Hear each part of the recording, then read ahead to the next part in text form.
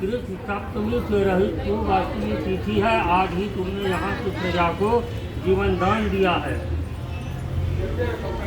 इस तिथि को जो इसकी जीवत पुत्रिका की और की आकृति बनाकर तुम्हारी पूजा करेगी, उसका दिनों दिन उसका सौभाग्य बढ़ेगा और उसकी वंश की भी बढ़त होती रहेगी। इस विषय में विचार करने की कोई आवश्यकता नहीं है।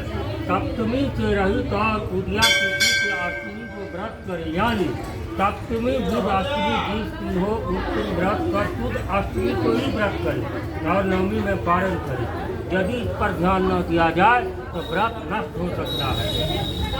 यह कहकर गरुड़ वैकुंठ धाम को चले गए और राजा भी अपने पत्नी के साथ अपने नगर को वापस चले आए। हे देवी, यह पूर्वोक्त विधि के यह व्रत मैंने आप लोगों से कहा।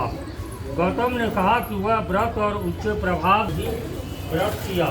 फिर वही दुनिया किसी उत्तम ब्राह्मण के मुख से अपने सखी को सुनाया। प्यारी ने आधी कथा सुनी थी, उनसे भूख लग गया और उसी समय लाश के भरे हुए संसार घाट को पहुँची और उन्होंने मांस खाया और दुनिया बिना कुछ खाए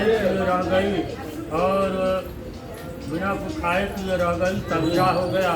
सवेरे वह गौशाले में गई और वहाँ गाय के दूध किया। इस तरह उसने नवमी का पालन किया। कुछ दिनों बाद वे दोनों मर गई। अयोध्या में किसी व्यापारी के यहाँ जन्म लिया। दोनों का जन्म एक ही घर में हुआ।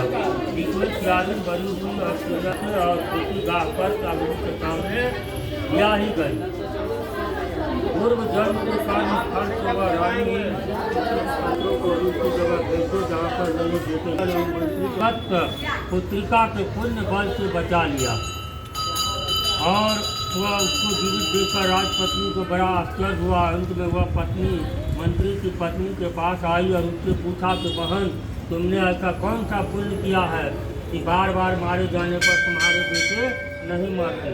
इस पर मंत्री की पत्नी ने कहा कि पूर्व जन्म में मैं चिड़िया थी और तुम प्यारी, दोनों ने व्रत किया था। तुमने व्रत के नियमों को भली भांति पालन नहीं किया और मैंने यह किया था। इसी दोष से हे बहन, तुम्हारे बेटे नहीं जीते हैं।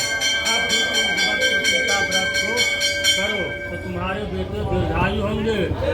इसके कथा अनुसार रानी ने व्रत किया, तभी से कई सुंदर बेटे और दीर्घायु होकर बड़े बड़े राजा हुए। सूत जी कहते हैं कौन नंबर है देने वाला, मैंने यह दिव्य व्रत आप लोगों को बतलाया। स्त्रियाँ चिरंजीवी संतान चाहती हो तो विधि पूर्वक यह व्रत करे। बोलिए जुगतवाहन भगवान की।